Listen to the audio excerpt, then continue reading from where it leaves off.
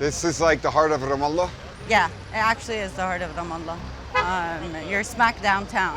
Yeah. Mariam Barghouti is a writer based here in Ramallah. Her work documents the effects of Israel's occupation and the crisis of Palestinian leadership.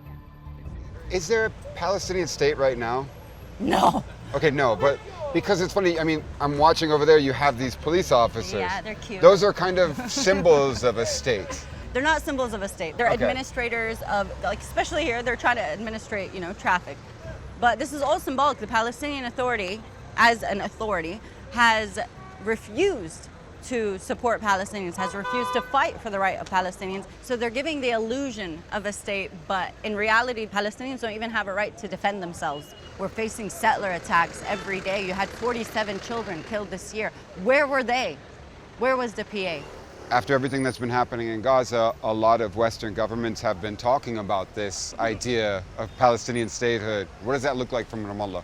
Maybe this would have been relevant 30 years ago to have a Palestinian state.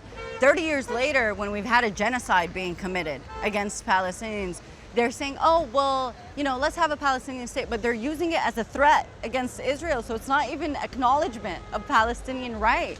It's like to Israel, oh, if you don't stop, we'll let the Palestinians have a state. How likely is a two-state solution today? Are we closer or further away from it?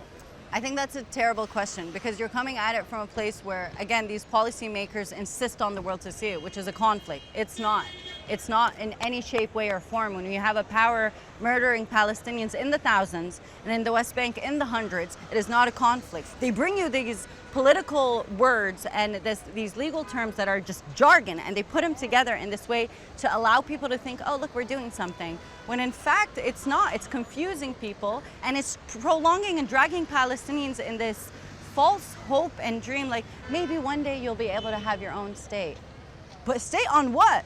Where Palestinians have become refugees? Wallah ta'ibet. I'm so sick of it. I can't report anymore because of everything that's happening. It's so much.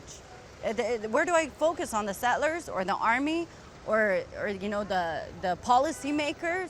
And all of that, the moment you finish a report, there's another piece of land being taken, there's another kid that's being shot. How many mothers do I ask? Tell me about your son. So I can, try to humanize him for the international community? So how do you keep going? Why do you keep going?